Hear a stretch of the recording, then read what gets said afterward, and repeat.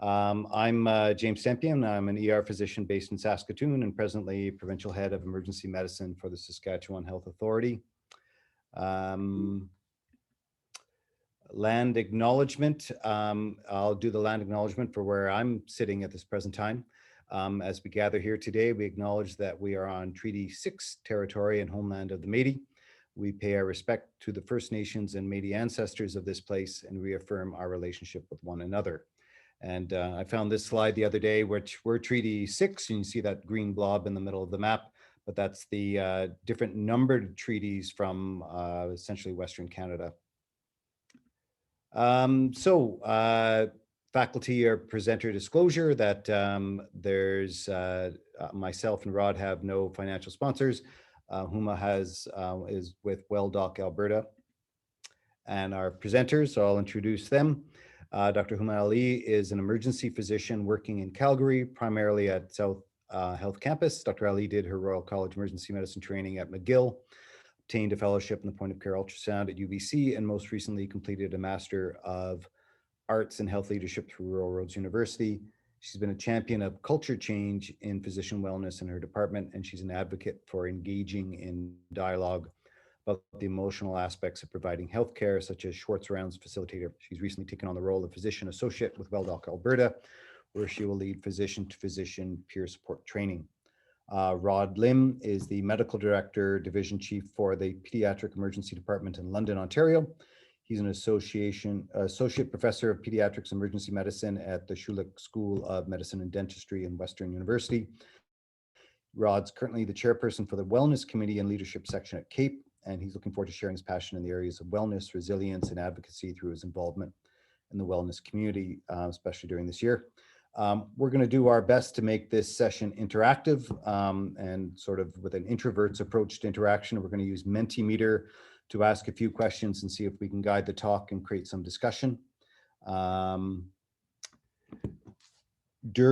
our objectives, at the end of the session, you'll be able to explain the impact of healthcare worker well-being, describe the components of personal well-being, outline the evidence behind what improves our personal well-being, describe what makes up a workplace culture, and outline the evidence behind what improves well-being in the healthcare system. Rod, if you want to, I think you're going to share the first Mentimeter question. Anyone who hasn't done Mentimeter, use your phone and you log into www.menti.com, and that's the code up at the top, 65164412. And we'll go for question 1.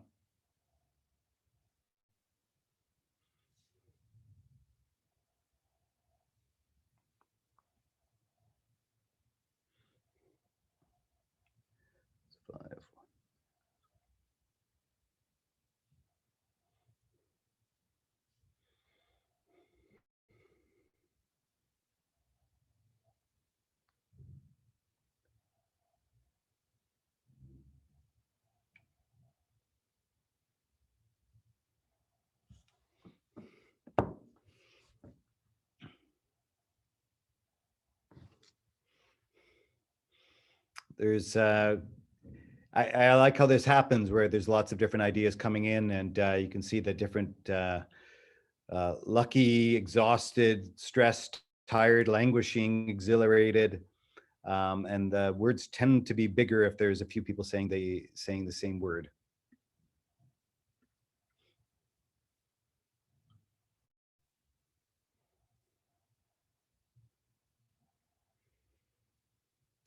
Now, Rod, were you going to go through a second question, or were you going to go into one of your talks? No, I think the second question is great. Thank you very much. Is anyone having trouble with logging on to, before I move on to the next question, is anyone having trouble or need a few more minutes to log into Menti? If you want to raise your hand, if you just need a little more time to get it all set up. Looks like we have 17 people who have answered. So that's pretty good out of 23. So seeing no hands, we'll just move to the second question here. So it's the same login, and this will be on a scale of 1 to 10.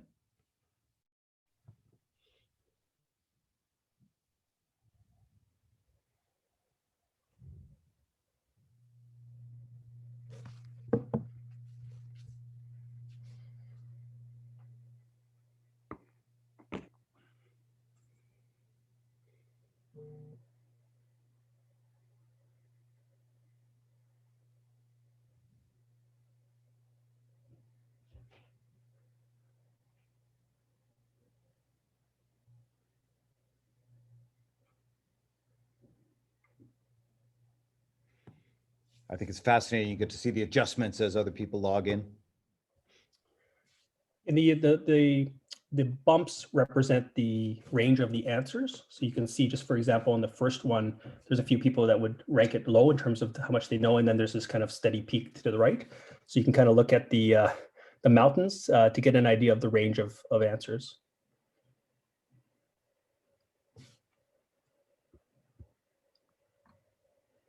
So I see about 16 people have answered. I think that's probably pretty close. Again, don't be afraid to raise your hands or just verbally say if you need more time. We have more questions, so we want you to if possible, to participate. But we can go ahead and move on. But so that helps us a lot. So I was going to say was that if James, if you're okay, I'm just going to show just some quick slides just around burnout, just to give everyone a primer, because we have quite a range of knowledge or perceived knowledge around burnout emergency medicine. So I'm just going to stop sharing. I'm just going to put up a PowerPoint for 1 second. Yeah, I think that's great. Also, I think it's interesting that most people acknowledge that during the pandemic, we're suffering worse burnout than before. Yeah, for sure. I'll try to do this here. Okay, I'm going to share. Okay, perfect. So just to hope everyone, just a thumbs up if you see the screen. So, you know, obviously there are lots of people here who do know lots about burnout. Some people are a little bit less. So I'm going to try to talk in generics. And if you do know this, I apologize. But I think it's important to bring everyone up to a certain discussion point. So burnout is an occupational hazard. It's something related to work, and it's certainly not synonymous with depression. So burnout is the state of emotional, physical, and mental exhaustion caused by excessive and prolonged stress. And it occurs when you feel overwhelmed, emotionally drained, and unable to meet constant demands. And if you didn't know the definition of burnout, you probably recognize something wrong with colleagues in the past. Before we used to talk about it and say, geez, they're just not engaged at work. They don't seem to be thriving. You know, the term burnout certainly has gained a lot more prominence over the past few years. It really looks at different realms. And we talked a little bit about depersonalization, which is, you know, going to work and not really seeing people as people, or starting to see kind of lose that personal empathy in terms of your interactions with your colleagues and with your patients. And also emotional exhaustion, you know, that feeling that you're absolutely drained, that you dread going to work, that it's hard to get yourself up for it. You have to kind of give yourself a pep talk ahead of time. And the third axis of burnout, in terms of the formal way of measuring it, usually with something called the Maslick Burnout Inventory, is personal achievement. But in medicine, it's one of the last, it doesn't really change, and it's not really that affiliated with burnout per se. I mentioned depression because obviously people who are burned out are far more at risk, but it is not synonymous. People could be burned out at work, but love home life. They could be absolutely thriving at home, but dread going to work. So it's unlike depression, which tends to cross a lot of different bounds. It certainly is parallel to, but not synonymous with. So you probably have heard about the CMA National Physician Health Survey that was a few years ago, and this was back in 2018 when they tried to look across the profession. They did a very minor, like a smaller version of the Maslick Burnout Inventory, but they looked at physicians as a snapshot. When we look at polls across or whatnot, it wouldn't surprise you that emergency medicine is overachieving. We unfortunately always end up in the top 2 or top 3 of all professions, specialties within medicine. And this was from pre-pandemic. Emergency medicine was tops, usually critical care is up there. And, you know, here's a little joke in terms of our burnout.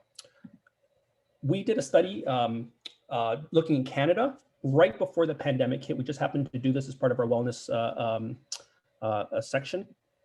And 86% of us met the criteria of burnout prior to COVID. Which is pretty shocking, but consistent with the literature. We did have, anytime these questions are asked, they often are similar in terms of the scope. We did have a number of people disclose that they had contemplated suicide during their staff career in emergency medicine, of which a percentage of those had actively considered it within the past year. So we are not a healthy profession by any stretch of the imagination. And there's many, many reasons for this. And obviously the COVID pandemic, as by your question 3, has made this a much more serious issue. Right now in Canada, Dr. DeWitt at Master in Kingston has been looking at a longitudinal group and looking at burnout, and found early on in the pandemic, actually, we were actually less burned out in the beginning of the pandemic. And there's lots of reasons for that. And I'd love to hear your opinion as to why. Although I feel like if you polled us right now at this particular moment, I think the results would be very different. This is just a violin plot, but the red lines indicate the minimum level of threshold for the dichotomous outcome of burned out or not. And I think what this illustrates is that in the domains of emotional exhaustion and depersonalization, we don't just meet the threshold, we far exceed the amount of dysfunction in terms of the degree that it impairs us and to the degree of which it impacts our daily job by quite a bit. Why is it important? Anything that's measurable, burnout impacts. So it impacts the patient care that we provide. It impacts the healthcare system. It impacts your own health.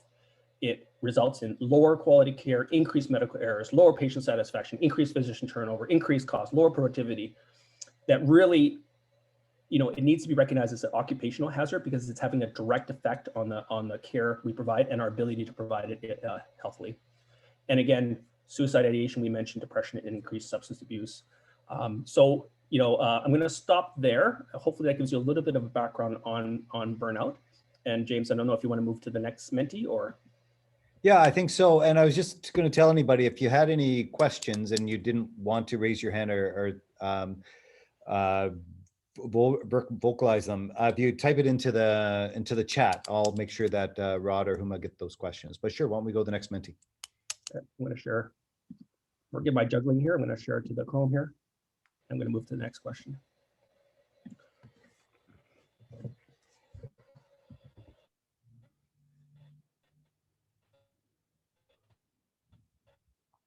So the same login as before, so I'm sure you'll all be able to do it. And this is what's important for you.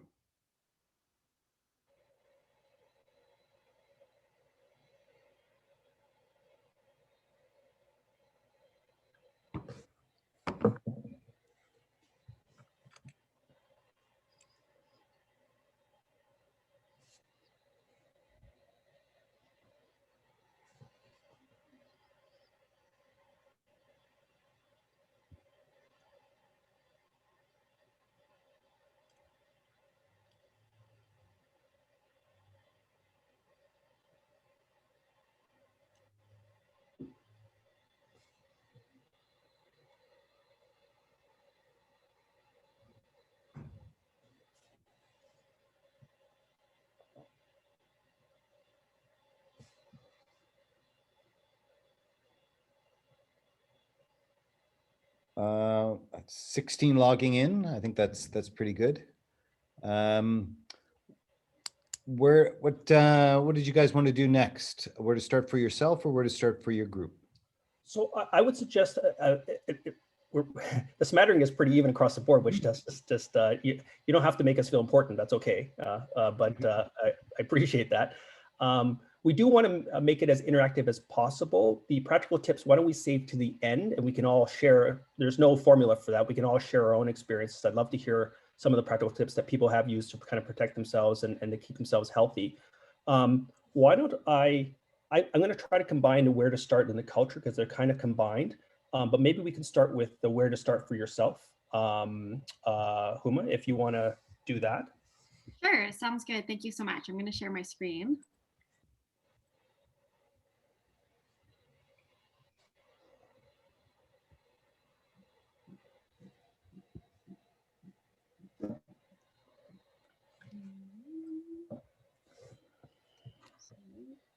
You're not in presentation mode yet. I'm going to do it right now. There we go. All right. There we go.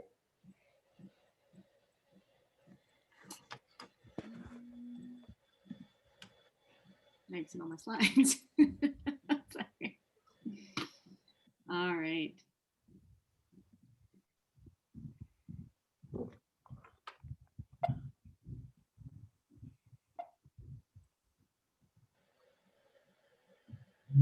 All right, I'm just just struggling here. Let me get my stuff together just a second. All right. Thank you so much. I appreciate the opportunity to share with you a little bit about wellness and where to start for yourself. I'm going to share a little bit of a personal story, something that I imagine that you might be able to relate to. So bear with me while I explain a little bit of my personal circumstance. It gives a little bit of a landscape to the information that I'm going to share with you in a few minutes. So we all know and feel in our bodies that we are hardwired to care for others having an emergency. I'd like you to walk back with me in time, back to last year in phase 1 of this pandemic, April 2020. Do you remember what that was like? With what seemed like the beginning of the unraveling of the world as we knew it, suddenly we were told if someone collapses in front of you, you cannot simply start CPR right away. We were told that there was no emergency in a pandemic, that we must absolutely protect and care for ourselves and our colleagues before we care for our patients. We needed to be in proper PPE and safe surroundings before we start CPR. We needed to care for ourselves first in order to continue to care for others. I remember one particular circumstance where it took every ounce of willpower in me not to jump to start CPR in a patient. And we know that time is precious when your brain is not being perfused. This was really hard to deal with. My duty to care was and still is very strong, but this pandemic has really pushed me to consider my own personal safety and also my personal well-being. I began to worry about walking into small enclosed spaces to care for patients who were COVID positive. In my head, my duty to care was at strong odds with my fear of personal safety and my personal well-being. I became more and more aware of the risks involved in caring for a COVID positive patient, and it scared me a lot. Oh, the thoughts that went through my head when intubating COVID patients. But I did it because I knew I had to, and a big part of me wanted to, and a big part of me didn't want to. I felt like an unwilling hero. And then one day, I sat in my car, parked in the hospital underground garage. I sat in the dark of my car and thought to myself, is today the day? Is today the day that all the critically ill COVID patients show up and we run out of space and ventilators? Is today the day that that exponential rise in cases occur and I will be there, unable to keep up, unable to care, rationing resources? That was the day I took a deep breath and said, Huma, you have to show up, but you have to show up at your best, and you are not your best. I realized at that time that my life was not on pause. I realized that I was anxious, and underlying the anxiety were strong feelings of anger, fear, and sadness. So I want to share with you over the next 15 minutes or so how I made an effort to find my own way as a frontline healthcare worker in this pandemic, but more importantly, as a human being looking for well-being in life, looking for well-being in life despite external circumstances dictating exactly the opposite. My journey living through this pandemic was not going to be completely about fear and anxiety. I realized that this pandemic was an incredible and timely opportunity for me to learn more about me and how to lead myself. So here are my objectives for the next 15 minutes or so. Hopefully by the end of this lecture, you'll be able to demonstrate where leading self lies as a priority in healthcare leadership. Hopefully you'll also be able to list what science shows improves one's well-being. You'll be able to explain why we miss want, and hopefully you will also have an opportunity to reflect on how to improve your own personal well-being. As James already alluded to, I'm an emergency physician in Calgary. I currently am leading peer support with WellDoc Alberta, and I've completed a Master's of Arts in Healthcare Leadership. And James was actually a colleague of mine in school. We have a lot of wellness expertise in this virtual room, so I hope that you can take away something, but I also wanted to recognize and express gratitude and invite your learning and your own expertise when it comes to any wellness discussion, but especially when it comes to personal well-being here. This pandemic is an opportunity to learn more about ourselves and an opportunity to lead our own selves, even if it seems a little forced by our external circumstances. And I'm not, given the discussion we just had about burnout, I'm not proposing that learning about and fixing ourselves will fix the bigger system of physician-owned wellness. But there is absolutely a place for a leader to lead themselves to be their best. I think that learning about ourselves and making our own well-being a priority in our own individual lives influences the system of physician wellness to also make that shift. This is a virtual leadership series. So where does personal well-being fall into this conversation on healthcare leadership? What part does the wellness of the emergency physician leader play in their ability to lead others successfully? I like to start by drawing attention to two important resources on leadership that I was introduced to during my master's. The first is one by the Canadian College of Health Leaders, and the other is an essential read on leadership by authors Kouzes and Posner. So the Canadian College of Healthcare Leaders has put forth a framework for healthcare leadership development in Canada. It's easily recalled by the acronym LEADS. It outlines the facets of leadership that are important to develop in order to become a successful healthcare leader in Canada. Here they are. L stands for lead self. E, engage others. A, achieve results. D, develop coalitions. And S, systems transformation. It is by no coincidence that the first letter of this acronym is lead self. Its placement, I feel, underlines the priority. How can you lead others without knowing how to lead yourself? Kouzes and Posner have put together an excellent and inspirational read on leadership. Some call it even the holy book of leadership. As per Kouzes and Posner, there are 5 main components of excellent leadership. Here they are. Number 1, model the way, inspire a shared vision, challenge the process, enable others to act, and encourage the heart. Note that in priority sequence of how to be an exceptional leader, modeling the way is number 1. Working the front lines of this pandemic and also living through it as a civilian, I took a lot of direction from both the Canadian College of Healthcare Leaders LEADS acronym and also Kouzes and Posner's leadership principles. I found myself reflecting on how to best lead myself during this pandemic, not only for myself, but also to model the way for my peers, family, friends, and patients, and ultimately to influence the system of physician wellness to make a shift. In my research on how to lead myself, especially recognizing that I wasn't in my best space, especially last year, I stumbled upon this course called The Science of Wellbeing. It's a course led by Dr. Laurie Santos, who's a professor at Yale. And most of the content that I'm going to share with you in this presentation is based off of this free online course. I was looking for some direction on how to know myself better and how to lead myself better. And I wanted to understand the science of well-being better. This is why I took this course. And I was introduced to the work of Dr. Sonia Lyubomirsky. But before we get to that, I've got a question for you. We've got a mentee. Rod, would you be able to share that mentee? I'm going to stop sharing my screen. I've got a question. Oh, there we go. If you could log in and share what you think. What percentage of your well-being is under your direct influence?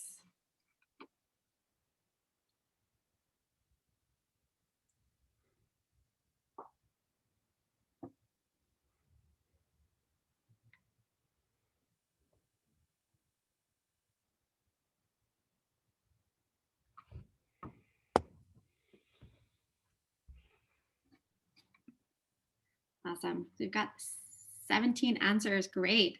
So we, as a group, generally feel as though we have very strong influence in our well-being. And we, in fact, do. It's not as high as more than 65%. In fact, the correct answer, as per the literature, is 40%. I'm going to go back to my screen and share.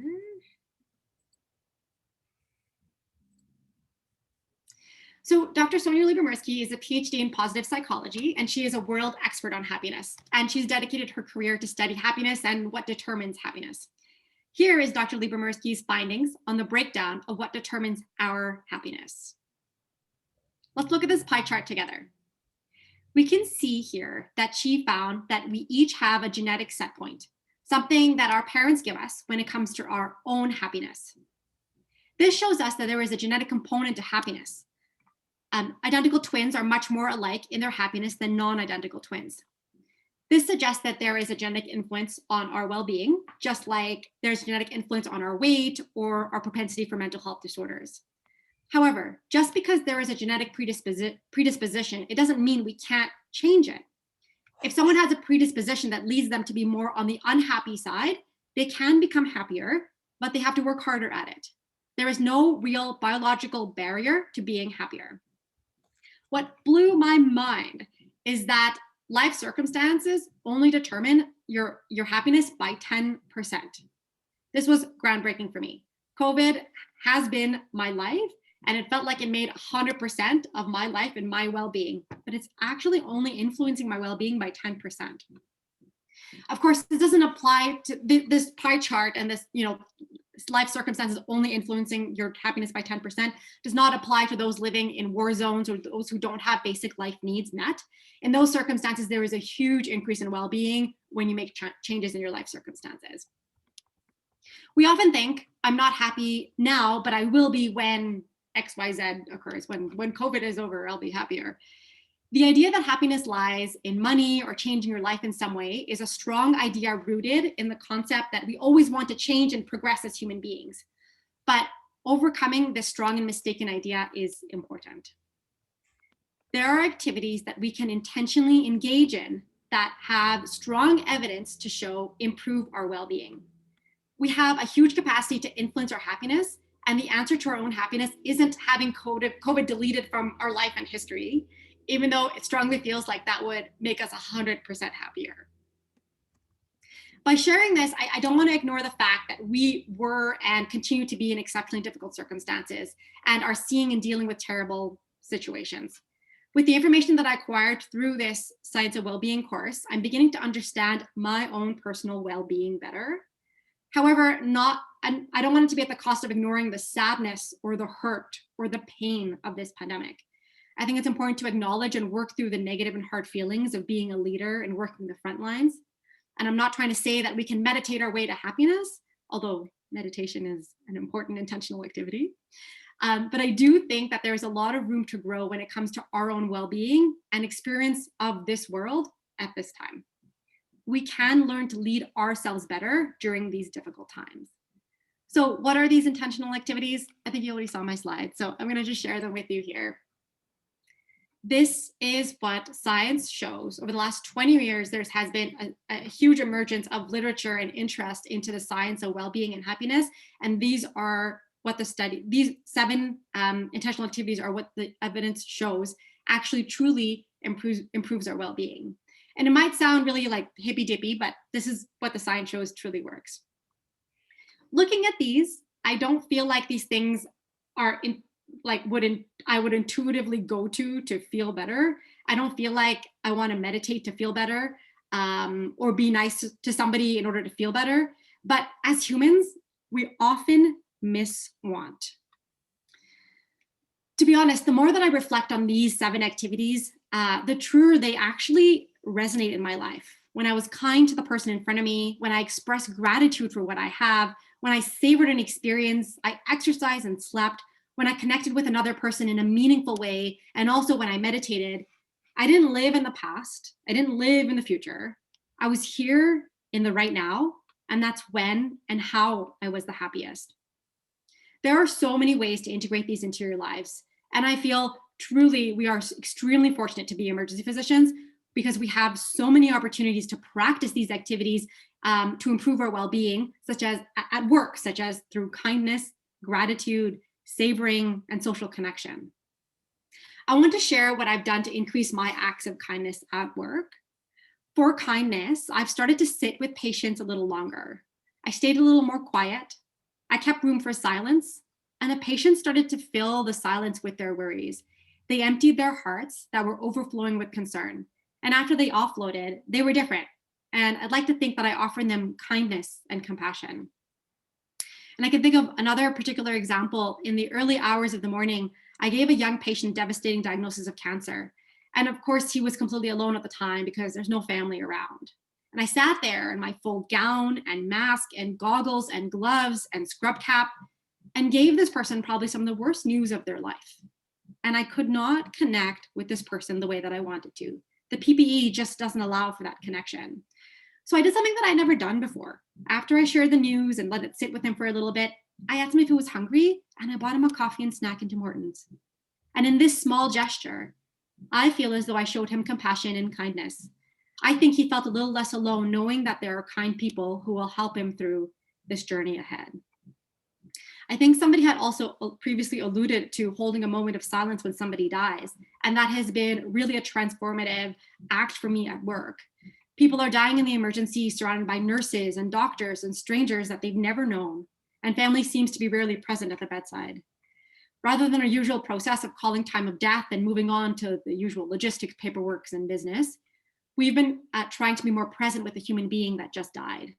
When I call time of death, I say that person's full name. I ask for a moment of silence to acknowledge the life of and death of this human being. These are just some of the ways that I've been fostering kindness and compassion into my work and into my life. These moments force me to be present, to not be anxious, to feel my feelings, and so show someone else love and compassion in ways I wouldn't normally. These moments of kindness improve my personal well-being and are helping me find my way through this pandemic. We are all going through such hard times, but being able to acknowledge difficult things instead of putting them away allows for less anxiety and more presence for me, which improves my professional and personal life. I want to leave you with a thought. Where can you create opportunities to be kind and improve your own well-being while living through this pandemic? So when I started sharing these, I said that I don't intuitively feel as though these things truly would make me feel better. Why do you think that we miswant? Why do I not feel strongly inclined to do something nice for somebody in order to improve my well-being? Well, there are 4 big reasons why we miswant, which we'll go through them briefly. So I'm sure you guys have seen this before. It's called the Mueller-Lyer illusion. And using vision as a metaphor for our miswanting, looking at this intuitively, most people say the top line is longer because my brain, when looking at this, is telling me the top line is longer. But I know that you guys have seen this before. And then when you remove the arrowheads, these lines are exactly the same size, even though our brains looking at this objectively speaking, the top line is longer. So using vision as a metaphor, our brains give us wrong information all the time. Even though we think our brains are telling us the truth, they do not always tell the truth. We have wrong intuition, and our brains can mislead us and make us believe things that aren't true. So this is one of the reasons why we miswant. This is why we don't naturally want to do those 7 intentional activities to improve our happiness or our well-being. Another reason we miswant is because our reference points are relative and not absolute. Medveck in 1995 did a study where they rated the happiness of Olympians at the 1992 Olympics on the podium receiving their medals. Who do you think is the happiest of the medalists? I was really surprised to learn that the silver medal winner was not as happy as the bronze medal winner because of relative reference points. The silver medalist's reference is that he nearly got a gold medal, but didn't. The bronze medalist's reference is that he nearly didn't get a medal. Our minds do not use reasonable reference points. This is another reason we miswant. Not only does our brain give us wrong information, we have wrong intuition, we also use relative reference points and not absolutes. A second reason we miswant is we have hedonic adaptation. What is hedonic adaptation? Basically, it's the concept that our minds adapt over time and habituate to what we have. We get used to the positive and the negative things. And this can be very helpful in the context of negative things. However, once you get that salary you wanted or the stuff you wanted, you adapt and reset your reference points and want more and better and higher salaries. Lastly, we don't recognize that we have hedonic adaptation. We don't realize that we get used to stuff. If we get the nice car, if we get the nicer car, we soon go back to our baseline happiness level that we were at before. The same with the bad things in our lives. We can work hard to be happier, but we naturally tend to work towards the wrong things. So what does the science of happiness show improves your well-being? These 7 things. And every one of these is backed up by tons of evidence and research. There's randomized control trials on the effectiveness of these activities. But I'm going to share some studies on just a couple of these. And if you want to know more about the evidence, there's two great podcasts that I love to listen to. One is called The Happiness Lab by Dr. Laurie Santos, who created the Science of Wellbeing course. And the other one is 10% Happier by Dan Harris. With regards to kindness, there was this amazing study done in 2008 that showed that that I'll illustrate the study to you. So basically they had 4 groups of people and multiple people in each group. To 2 of the groups, they gave $5 to the other 2 groups, they gave $20 to. Of the group that received $5, one of them were asked to spend money on somebody else. The other one was asked to spend money on themselves. And the same for the people who were given $20. One of them was asked, one group was asked to spend money on themselves and the other was on somebody else. The findings were that when you spend money on somebody else, your well-being significantly increases compared to spending money on your own self.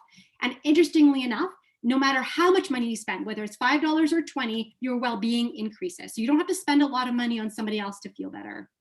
They recreated a study again in 2008 by Atkin in Uganda in a rural village where they did the whole $5, $20 experiment where $5 means a lot more in Uganda and $20 means a lot more as well. And cross-culturally, this holds true as well. Whether you spend a little, it doesn't matter the amount of money that you spend on somebody else, spending money on somebody else improves your well-being.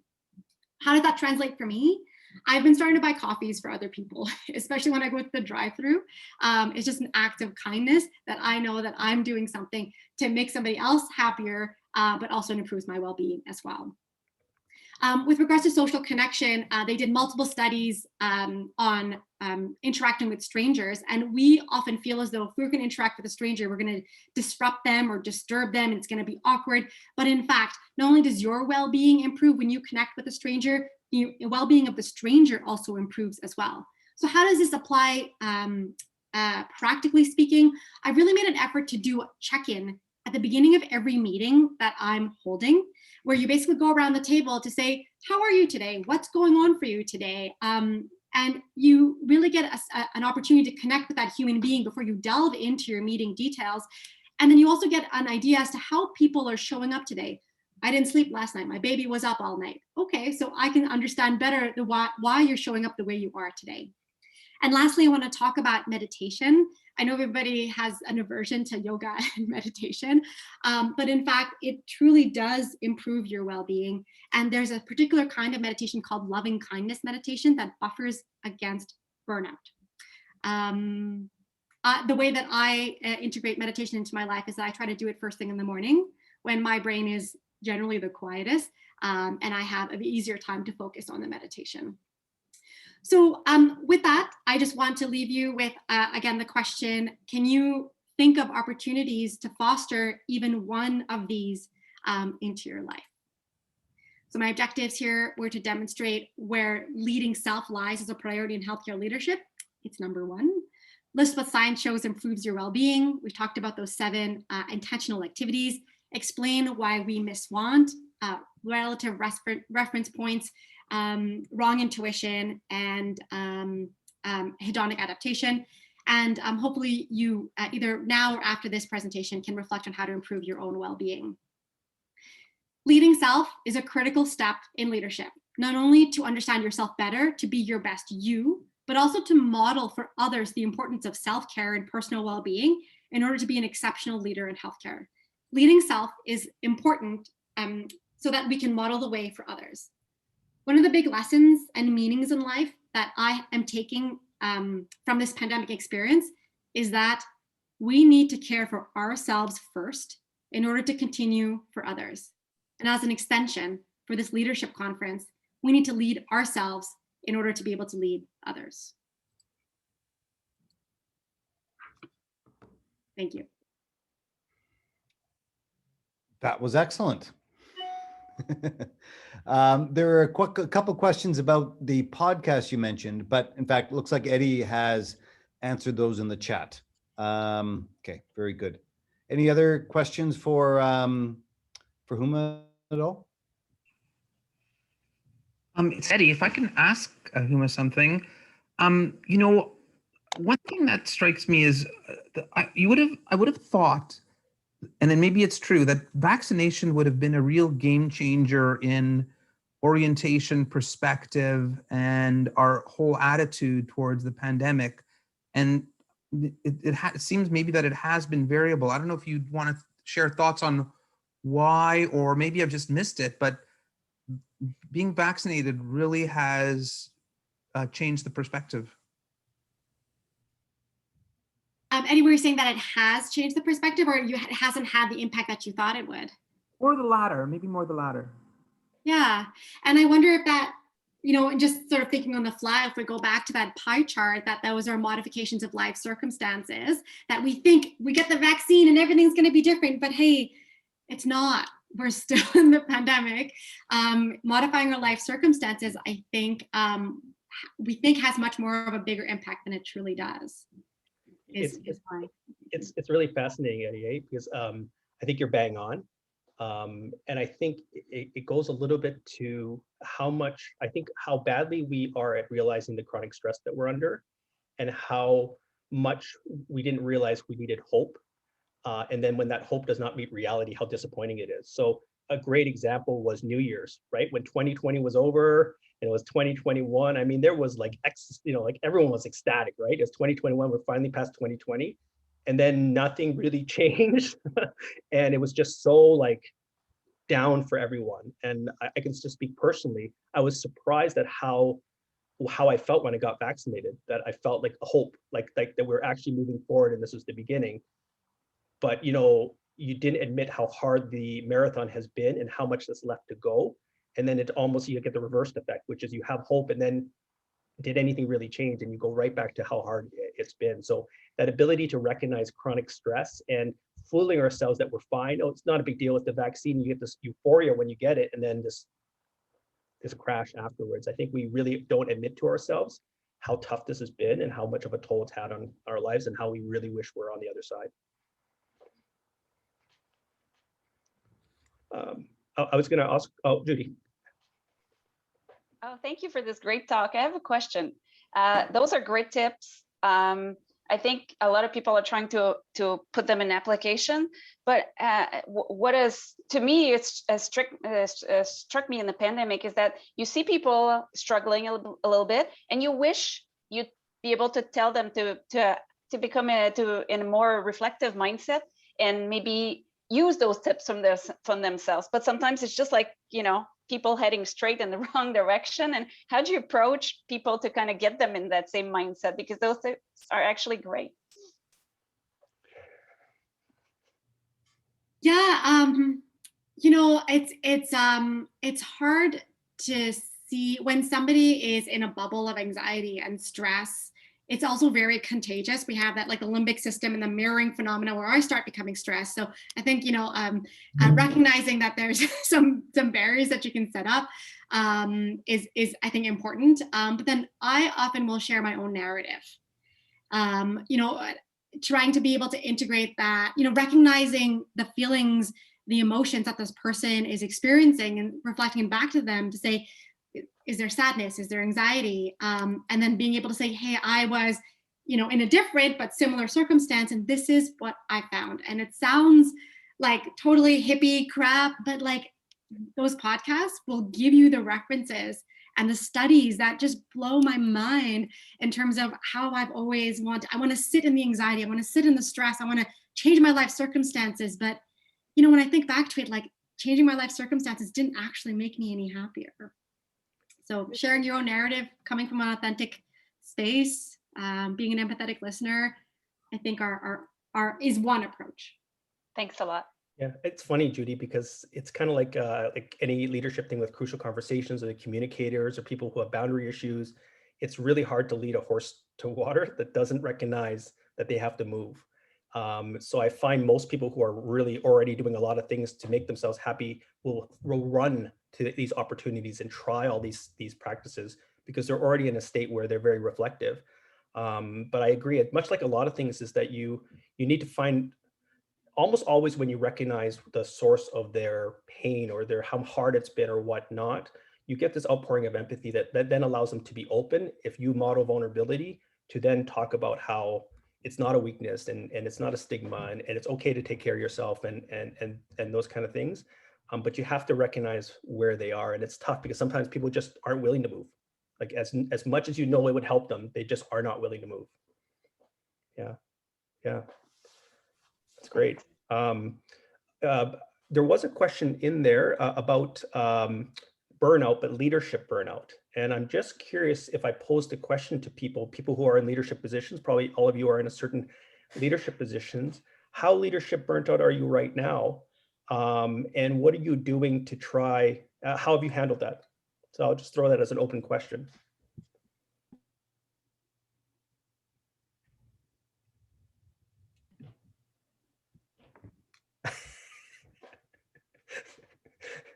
I'll do it. I'll raise my hand.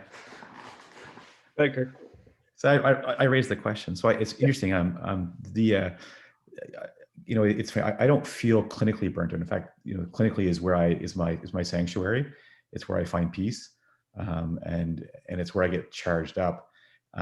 The leadership during the pandemic, though, for me, has been probably the single most difficult thing I've done in my career.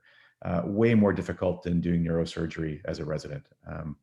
The first 6 weeks of the pandemic, you know, it was 100-hour weeks. I didn't leave my office. I lost 15 pounds. And it was tough dealing with your own emotions. And I'm not a very emotionally aware person. My wife will tell you I wouldn't know an emotion if it hit me in the head.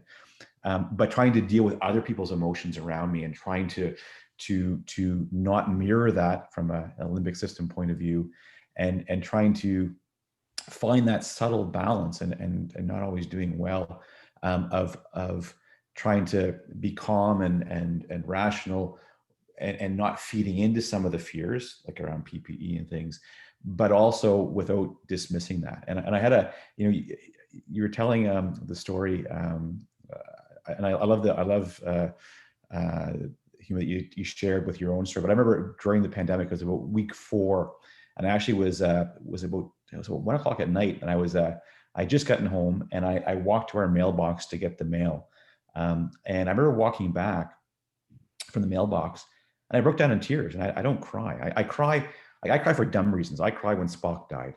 I cry watching, I cry watching Britain's Got Talent, and if I see someone who's, really horribly disfigured, the voice of an angel, I cry about that. But I don't cry about things that are important. And I started to cry, and I couldn't figure out what the heck was going on. And it was just too much. And it was interesting.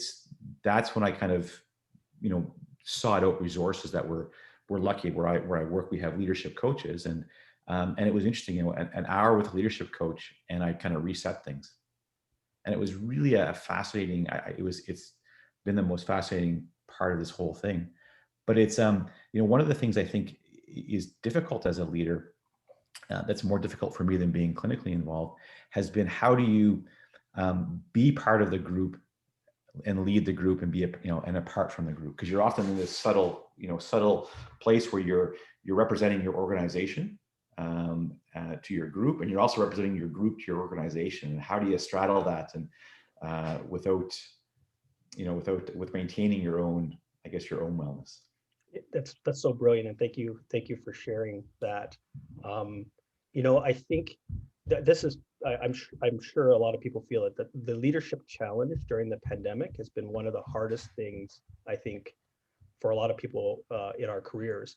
And there's a few things to talk about. One is, when we talk about like Maslow's hierarchy or whatnot, almost always we aren't dealing with safety, right? We're not all the way down to a core emotion of people feeling safe at work, where you have their safety in your hands and you're responsible for that.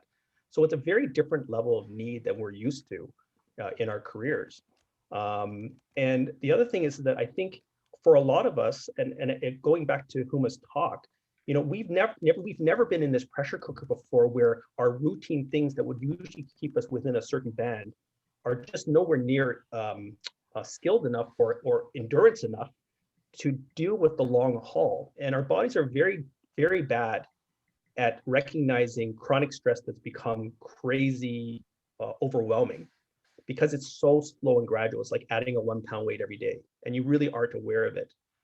Versus if you're on fire, you know you're physically on fire and you'd stop. And so I think for a lot of us, I can speak for myself as well, your body knows better than your brain. It was shocking to you that that occurred. I had palpitations for the first time in my career. I had no idea. I was like, what the heck is this? I took myself to the monitor to make sure it wasn't PVCs. And I'm like, that's really weird, right? This is shocking. But I didn't realize for me, it was the toll of trying to get vaccinations for my group, and that expectation and really wanting everyone to be safe, and everyone had this incredible anxiety at work, and you felt responsible for that. And then they felt like, could you advocate more? And they weren't like, it was just this carrying that weight of everyone in my department on my shoulders was too much for me. And I didn't know it at the time because it was so slow. The pressure built up so slow that I wasn't really aware. And I think that's just that, our gauges, our usual driving panel is not adept at this kind of sustained emotional stress for such a long period of time. And I think we need to develop new gauges. We actually have to be purposeful in our measurement of our own stress. And we have to be purposeful in our reconciliation of our role. And the fact is, did we try to advocate as best as we could today? It's okay if people are upset or they still don't feel safe, or you don't own that. You've done your best. That's the best you can do. So you try to reconcile your role in it, so that you can relieve some of that burden that everyone's been carrying for a long period of time. I'd love to hear other people's thoughts.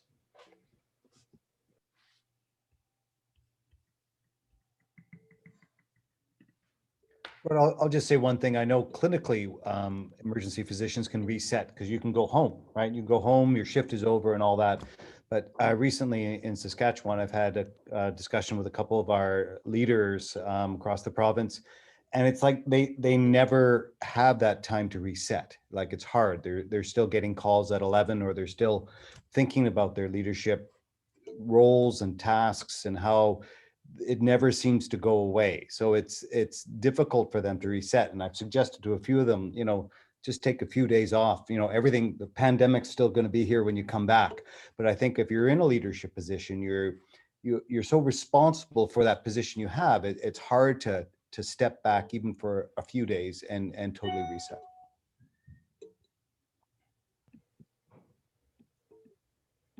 Do you think that emergency physicians are more at risk for this because we've all gone into this career, we want to be in the middle of the catastrophe, right? I mean, if you hear of a bus going, off the road and coming into your department, the first thing you think about if you're not there is, damn, I wish I had been there for that. That's what we thrive for. But this is different, right? It is never ending, right? It doesn't you can't walk away at the end of the day and go home because it's even there, right? Your kids are at home doing homeschooling, your partner's there having to cope with your, with you. And I wonder if in some ways we've been trained inadvertently, or we're at more risk of this because we think we can handle almost everything. We think we're super people when in fact we're just regular people, right? One of the lessons that I've learned is stoicism is not always positive. We learn stoicism, but there are limits to how stoic we can be, to the degree of stress that we can take. Just a quick show of hands, who knows the concept of moral injury? I'm seeing a lot of hands and nodding. So, I mean, I think it's such an important point in emergency medicine, like 86%. I mean, there's something going on in our profession, right? When 86% of it, and people always say, is it resilience? It's absolutely not resilient. We're like the most resilient people on the earth, right? And it's what happens prior to COVID, where you have patients on one side of the wall that need your help, and you have doctors on the other side of the wall that could help them, but you have no beds to see them, right? Or you're seeing someone without dignity in a chair when they shouldn't be, or someone's waiting 2 days in the hallway. That's moral injury, because you feel that your morals of who you are and what your job is discordant with the actions that you are now facing, right? And that's deeply corrosive. I can speak within our own hospital, a lot of the decisions around vaccination and priority and things like that create moral injury within the staff in terms of some of the decisions that are made, Not to say they're right or they're wrong, but it's certainly perceived as moral injury. And so I wonder, back to our talk around leadership, I think, how do you feel when, let's say, a decision is made by public health and it doesn't quite jive with what you think is right, and you see your people directly suffer because of it? That's very hard to hold, to wear as a leader. And it's endless, right? I think some of the lessons that I always say, it's always bad to be a business case for your future business school, to look back at your hospital and describe your vaccine rollout or whatnot. And what I've been saying publicly within my group or whatnot, is some of the biggest leadership failures that I've seen probably are related to the kind of, they're exhausted and they don't want to go in the weeds and figure out the minutia details. And then they hide behind the level that's above them, right? It's like, well, it's not my decision, it's public health decision. It's not public health decision, it's the provincial decision. It's not this. And it's kind of like, but you're not like listening and saying, you have a valid point and I'm going to do what I can within this limited power that I have to advocate for you. I might not change anything, but I hear you. And people they're tired and they don't want to listen anymore. They don't want to get in the weeds with you, right? So then you're a leader there, and I see a pregnant person in my group that's a nurse in the middle of the emerge, and do I believe they should get a second dose early in pregnancy with all the evidence now? Probably, right? Can I get it? No. And that's moral injury, right? So you're constantly faced with this kind of constant things that eat away and gnaw at you. And it takes a lot of great suggestions in the chat around, talking with someone and understanding, what power you do have, and being able to not yourself become tired that you don't listen to the things that are important of your group and hide behind the layer above you and do exactly what is happening to you, right? So it is quite the dilemma we're finding ourselves in. Any further questions or comments? If not, I can move a little bit into some of the other things that were in that Mentimeter. I do want to touch a bunch of things, but I'm very open as to the direction that I go. So maybe I'll share that Mentimeter to give me a little bit of guidance as to where to go next. So I'm just going to share my screen there.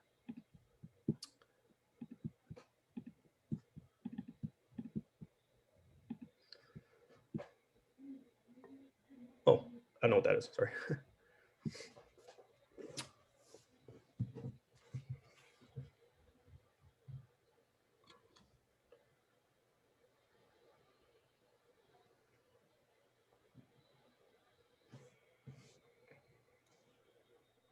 Rod, did you want people to answer this question? Oh, yes, please. Sorry. Yeah.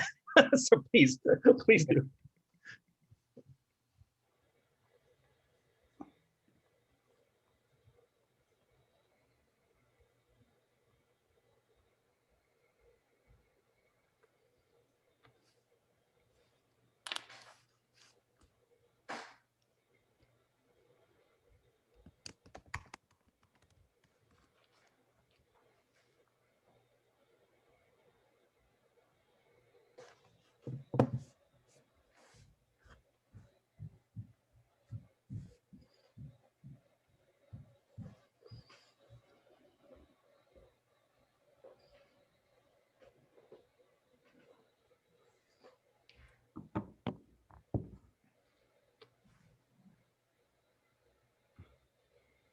Like how social media is big in the middle there.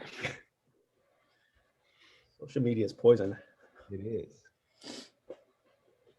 Okay, great. Well, thank you for that. And I want to acknowledge the breadth of these answers, how wide all of the different things that are causing people stress are there. It really, that pretty much covers the gamut of life, right? I mean, that's pretty wide. Yeah. So that's great. So I have some things around, much like, in a division or a department meeting, you kind of have to gauge the room and say, what do people have the capacity for? I have some slides to talk about, where to start, but I would never start that now because if you look at the amount of stress and the things that people are dealing with, diversity of things that are outside of your control, people's personal lives are there. There's professional things, there's frustration and whatnot.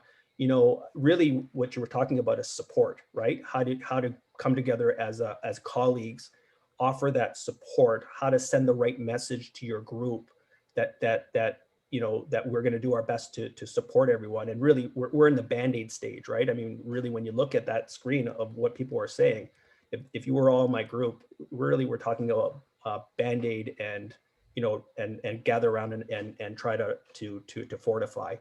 A lot of the things when we talk about wellness and within your group, and I'm happy to talk about or whatnot, is more when you're in a constructive phase, right? When you're in an expansive phase and you're really trying to look at the culture of your group and you're trying to add in programs and whatnot. So maybe I can touch on that a little bit, but I'm a little concerned actually by those questions that actually it's not the right time to talk about it. I think it's important, but it's not kind of that. So maybe we can pivot a little bit. I'm going to put Huma and James on the spot here, but that's kind of why we wanted to do this, because we want it to be as worthwhile to you as possible given the context. Is let's talk about things that people have done within their group to try to support their group, and maybe some of the ways we've thought about it and tried to navigate that. And maybe I'll start by saying, why. I'll put a rhetorical or not rhetorical. I'll ask a question out there: is what things have your hospital done that completely, in an attempt to help you, has completely missed the mark and actually pissed you off, beyond a pizza party? So I'll open that to you. So what things have they done? And you said to myself, you are the most tone deaf hospital that I've ever worked at in my life.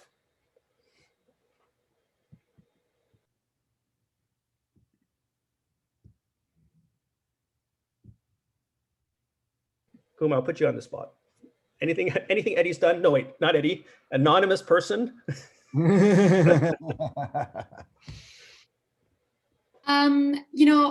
Being put on the spot, the only thing I can think of that was just like tone deaf, I guess, in some way, was when we were lacking masks and we were running out of our masks. We got a whole bunch of new masks that didn't fit our faces properly, and everybody lost it. We're like, this is what we're using, like the masks, they didn't adhere to our faces, and we could just feel if somebody coughed, you could just see the particles entering your mask. And it was just, I don't know if the tone deaf is the right word, but we needed instructions on how to apply and use the new masks before they were launched.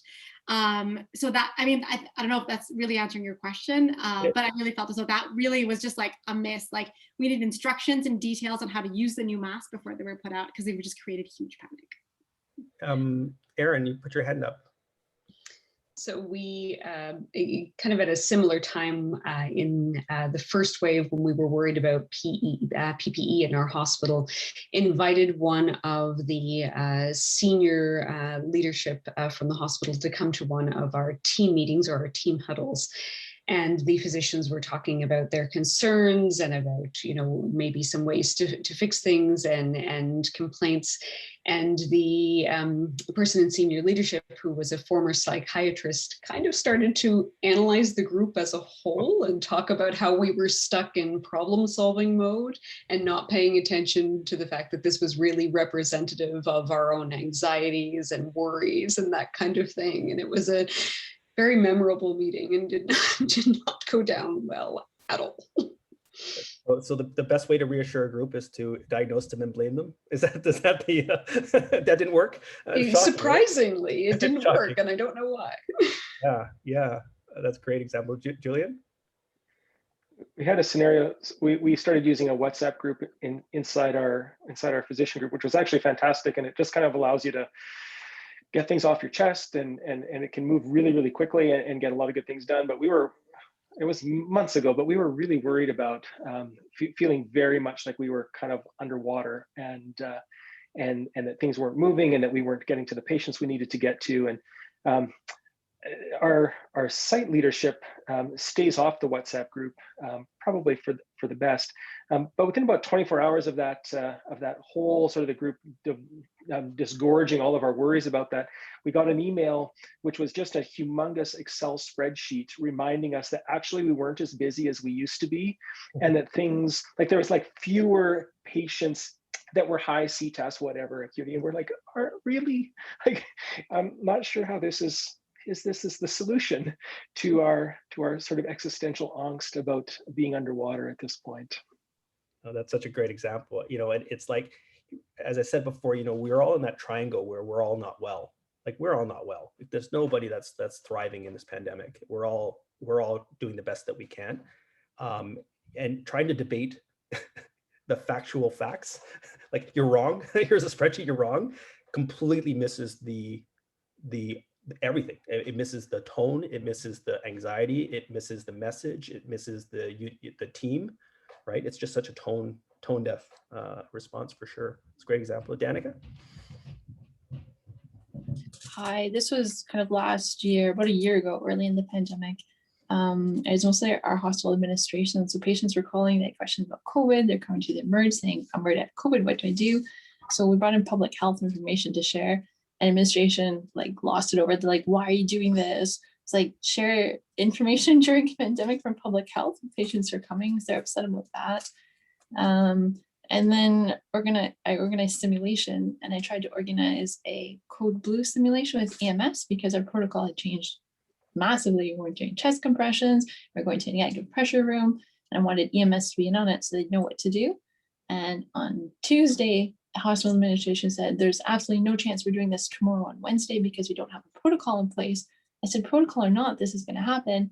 And literally Tuesday at midnight, the nurses call me because it's a code blue that's arriving. Like, I was so angry about that because they don't know what to do. We don't know what to do. And they're not allowed to come the next day for the simulation. So they were just difficult.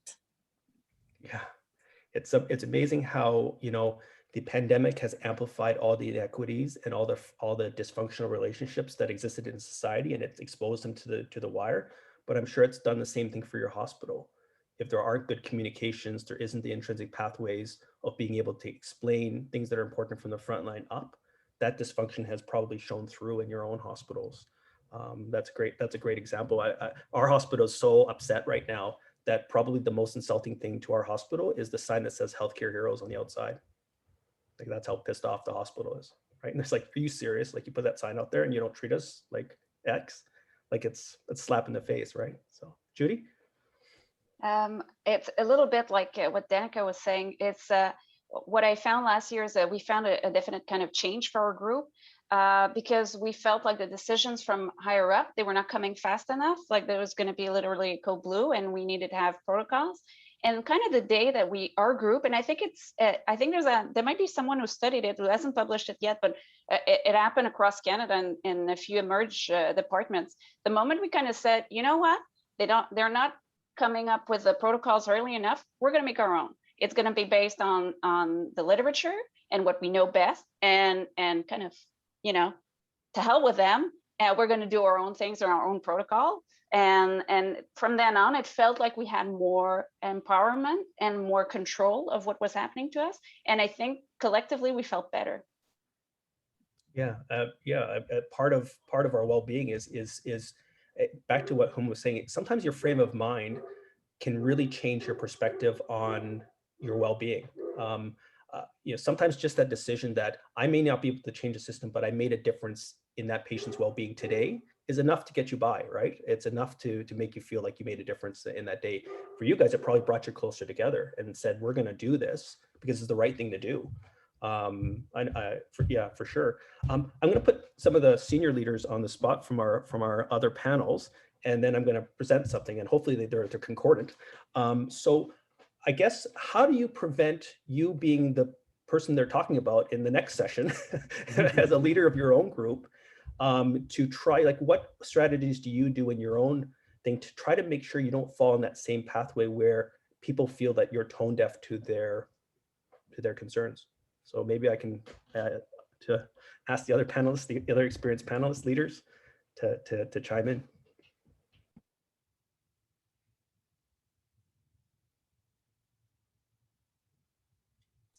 Rod, I'll start. I did put something in the chat there.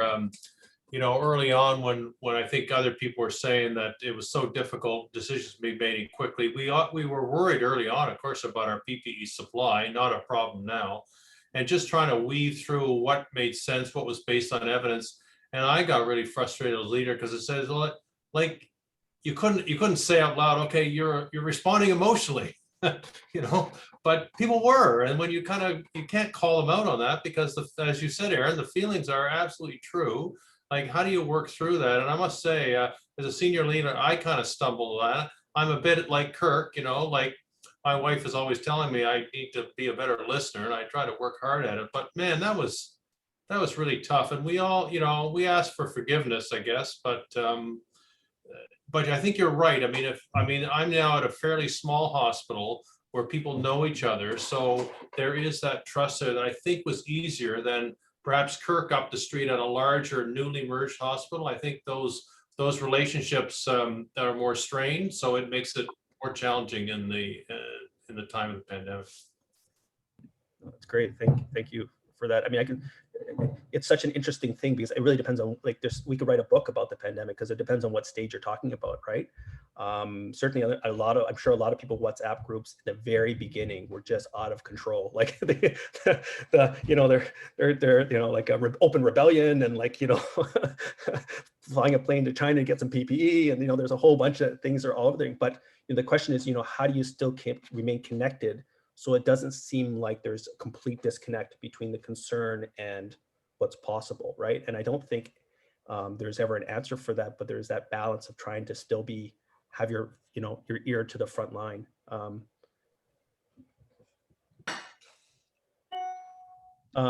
So what I'm gonna try, Rod? yeah. Yeah, it's Dave Petrie. Oh, please go ahead, Dave. Yeah, one of the things that I think worked okay for us during that phase was to actually have fairly frequent check-ins. We called them situational awareness kind of sessions where, you know, at least once a week we would invite, and it was once a day at the site level, but I'm talking at the provincial system level once a week. We get together and talk about where the issues are, what the sort of tension and stress points were. You talked about leadership burnout. I think sharing the load also is a way to kind of minimize that stress on a single leader. And there were such great people across the entire province that had great insights. They were coming up with workarounds and adaptations that worked really well in one place. And so we moved them over to other places. And that really difficult tension, I think you described it best, around, you know, there really is something about transparency, right? You know, sometimes they call it radical transparency. You can recognize that there are concerns about PPE or not fast enough on a code blue kind of, but then you can explain why that is, where decisions will be made, how decisions are being made. And then at a very practical and pragmatic level, as Judy just said, sometimes you got to just take it upon yourself. Listen, it's coming. They promise it'll be here next Tuesday, but we need something now, and we need it for the next shift. So what are we going to do until then? And, you know, through those sessions, we were able to kind of get working groups and take things aside. And I think that really became a really helpful thing for us at the provincial level. I'm going to try to merge. It's a little bit of an experiment, so hopefully it goes well. I'm going to talk a little bit about culture, and you can apply this to this conversation that we're having in terms of, like, why things go well or what doesn't well. It also applies to, like, when you're trying to form a wellness program or wellness initiatives in your group, and why sometimes, like, it just, despite good intentions, it just doesn't take well or whatnot. So I'm just going to share my screen here.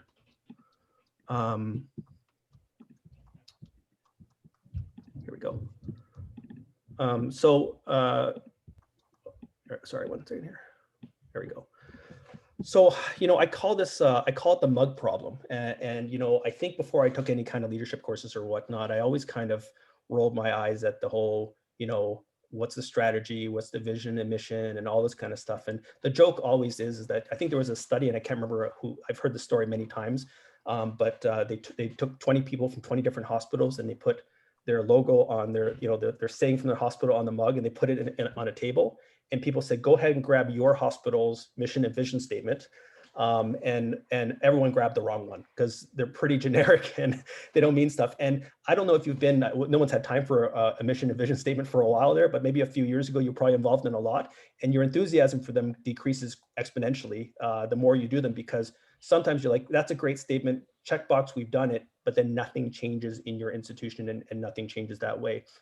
And so, so there's nothing worse than people talking the talk, healthcare heroes, but then doesn't feel like that actually pervades all the way down that. So why do things fail? So as a leader, when you're trying to lead your team through crisis, what creates that visceral, you got to be kidding me, or like you don't, this is the most tone deaf thing that I've ever heard. So the big thing is you got to be honest, and does the walk match the talk? I mean, so if you're saying we're important, but when we bring important things to you, you don't listen, it's hard to feel important. So you got to walk the walk, and you can't give lip service to things. It's so important, that internal consistency, and it pervades through leadership. I think good leaders, you're not always going to agree with what they do or whatnot, but when it really mattered, they listened, and sometimes changed and sometimes didn't, but you always felt that they gave you a good ear and they listened and they understood. It's not always getting what you want, but you want to feel understood. Sometimes the things that people are focusing on, a great example from large hospitals is like, I don't know if you guys have things you have to sign off and directives and things that are very tangential, radiation safety or all these kind of things.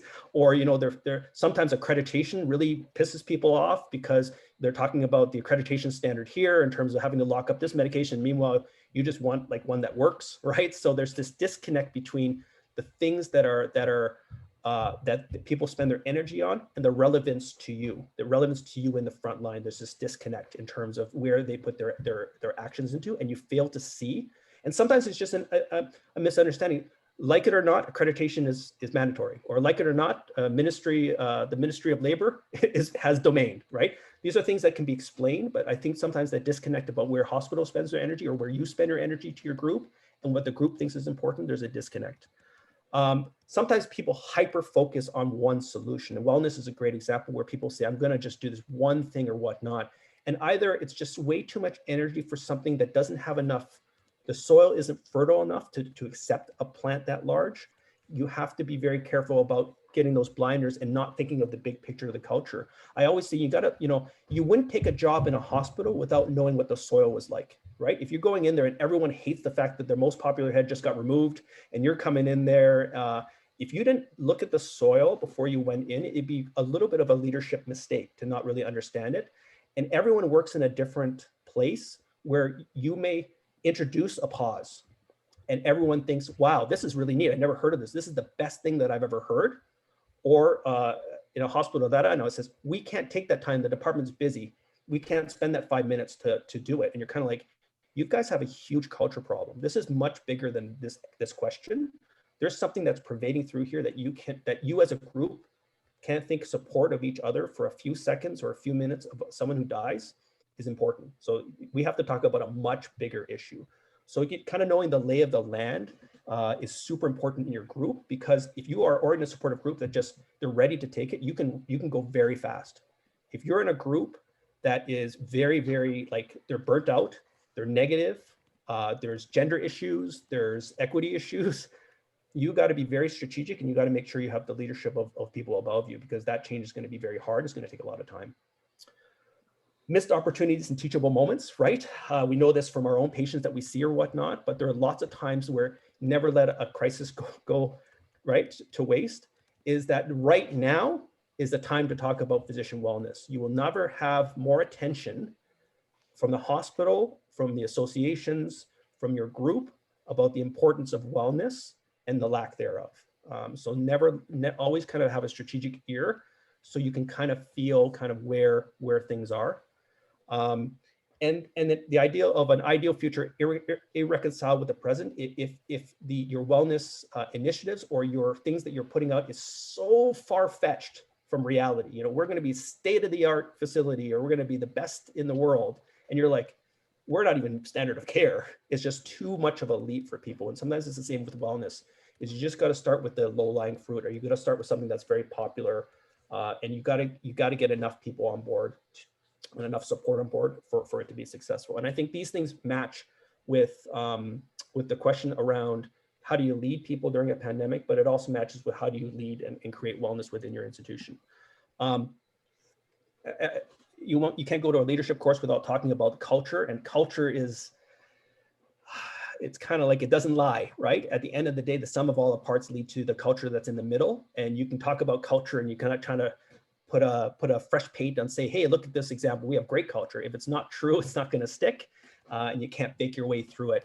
And just like a business would never put in policies that fight itself, like moving in opposite directions, really, you got to think about this in terms of the way you lead, but you also have to think of the way that you would approach something like wellness.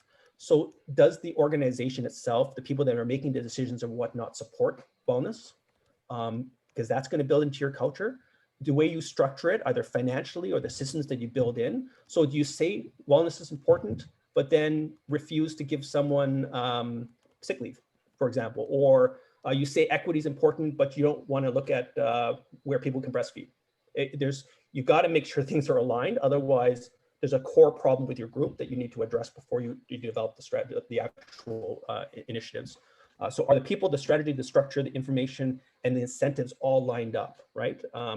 Sometimes we put an incentive in our group because we want to increase our academic productivity. So we have money that goes toward the way we schedule our people is that if you have an academic request, you get all of your academic requests. We always put those in, and then you get your personal requests.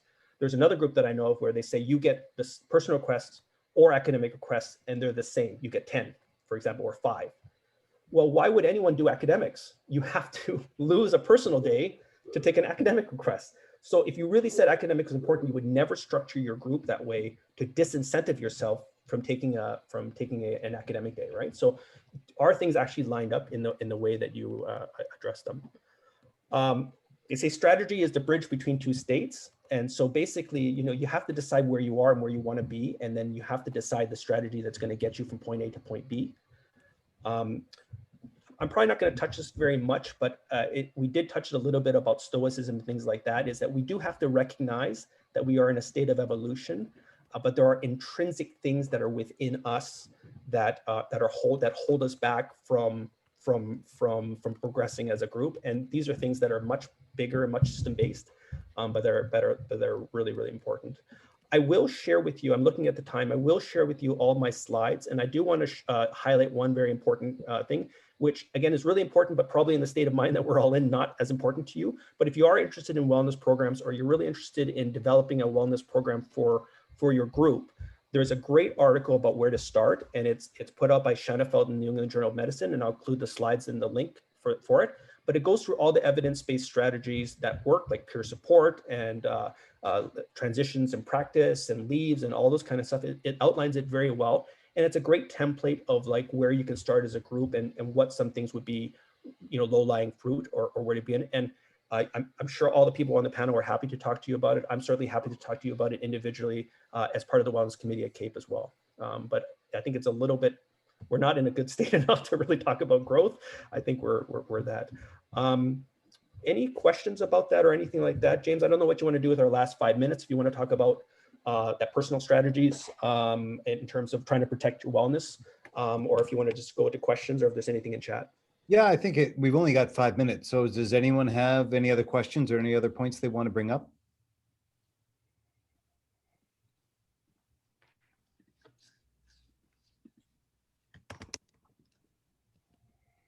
Doug, there's like so many hands up there, Doug. I don't know if that's a thumbs up and a high five or a. It's actually both, yes, thanks. Just again, a heads up about next week, which is our final session of the series. And it's going to be 2 things. One is some case reviews. So a few of you sent me some problems you'd like to discuss, but I haven't got that many yet, but I've got a huge list myself. So we're going to have an open case discussion of how we actually try to apply some of the lessons learned in kind of real cases. And the second half is a journal club, and there's a couple of articles and a couple more coming, because as you've already heard from everyone, there is a literature of leadership that I think we all need to get familiar with. So that's for the final session. So just want to put a plug in to if you have cases you'd like to discuss, Carol Ann's put up her email, so we'll collect those. Thank you.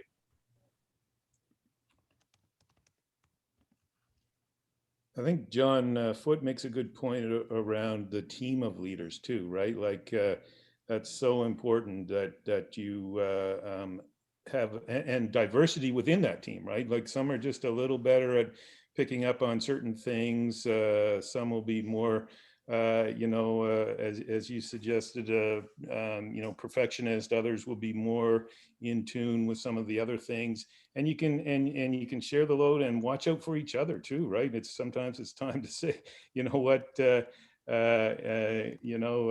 Kirk may say to me, you know what, Dave, why don't you take this session off? I'll chair the meeting today or whatever, right? And just that kind of stuff really makes a big difference.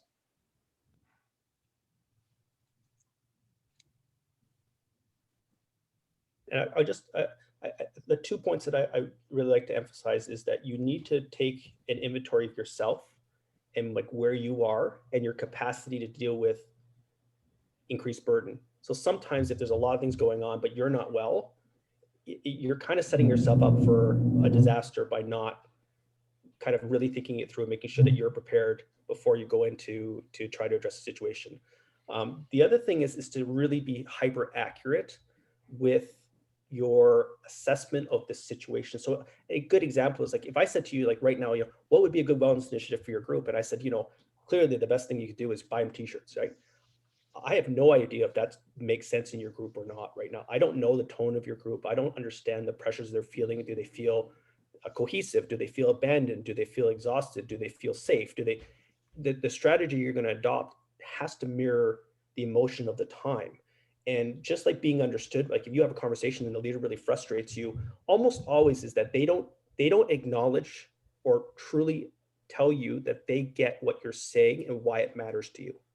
It's almost always a lack of that connection and empathy to your situation. Like something that ticked us off the most recently was the health unit saying, yeah, but this is worse, right? And it's one of those things where like you never say, just because you're number 3 doesn't mean you're not important.